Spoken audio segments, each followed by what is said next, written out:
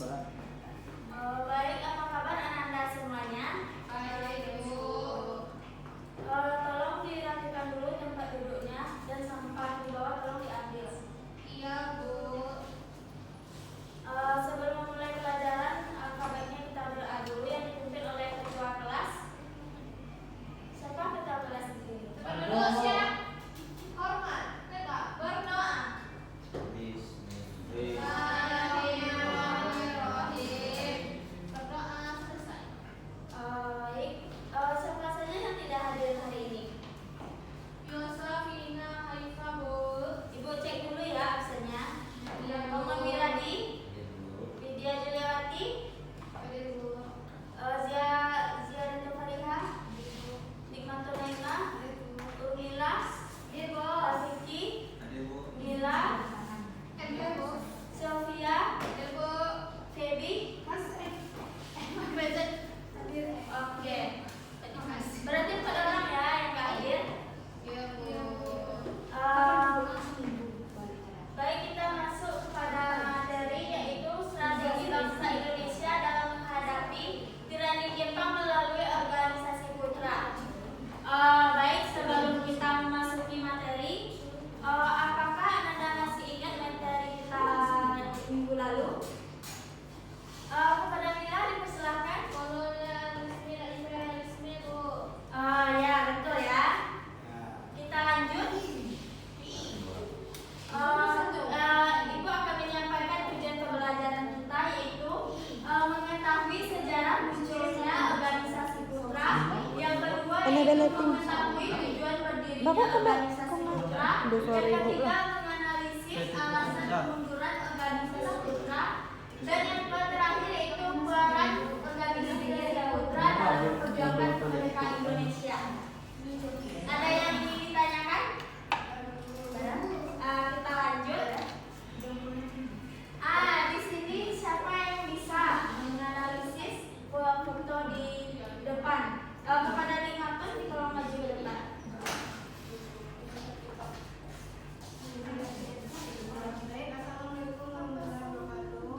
Waalaikumsalam warahmatullahi wabarakatuh. Baik, saya akan menganalisis lamanya di depan ini. Yang pertama yaitu Citra Soekarno, yang kedua yaitu Tenda Dewantara, yang ketiga Dr. Hatta, yang kali ini yaitu Raden Haji Mahathir.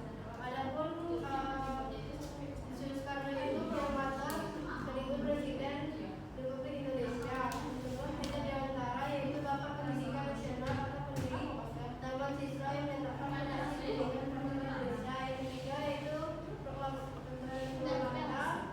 Proklamator Presiden Republik Indonesia yang adalah sebagai Bapak Federasi Indonesia. Yang terakhir yaitu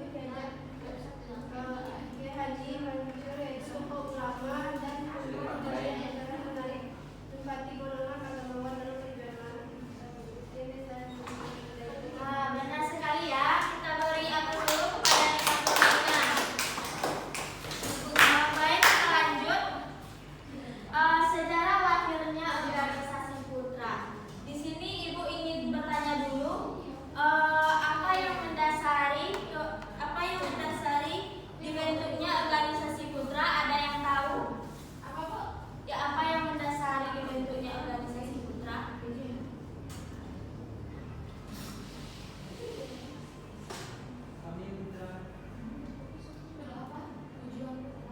Enggak, yang mendasari dibentuknya organisasi putra.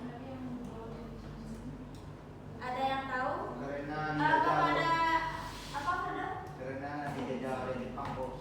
Kepada Mila? Apa Mila? Untuk membantu Jepang menyenangkan perang melawan sekutu, Bu. Baik, Salsabila ada jawaban lain? Pembentukan putra di latar belakangnya oleh kebutuhan pemerintahan kehidupan Jepang untuk menghimpun dan menggerakkan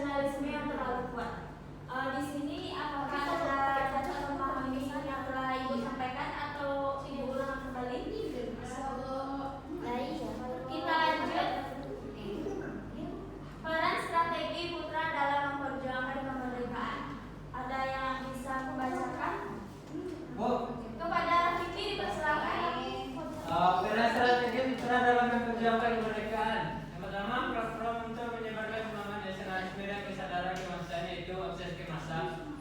Jepang memberikan fasilitas dan izin bagi para pemimpin putra untuk berpidato di muka umum, mengadakan rapat-rapat besar dan menyelenggarakan pertemuan di berbagai daerah. Para pemimpin memanfaatkan lembaga ini untuk menyebut langsung nanti rakyat. Yang kedua, berkonsolidasi dengan sebuah pemimpinan nasional yang bersatu bangsa. Keberadaan empat serangkai dalam putra secara tidak langsung membuat citra mereka sebagai pemimpin yang diakui oleh seluruh lapisan masyarakat Indonesia. Dan mereka menjadi pusat gravitasi bagi pergerakan nasional, mengikuti potensi perpecahan di antara golongan-golongan yang berbeda. Misalnya nasionalis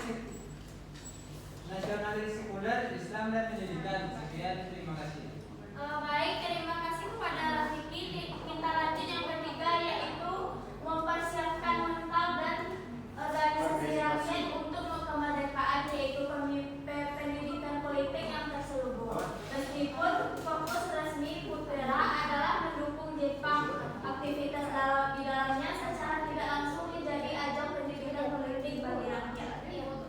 Baik, kita lanjut. Di sini apakah ada yang ingin menanyakan atau belum dapat dipahami materi yang telah Ibu sampaikan? Atau Ibu ulang kembali? Baik, di sini Ibu ada clipping. Ibu akan membagi kelompok, yaitu dalam 4 kelompok. Di sini clipping ini dipahami dan dibuat kesimpulannya. Nanti dipresentasikan di depan. Oke, kelompoknya Ibu yang bagi atau anak-anak yang bagi sendiri?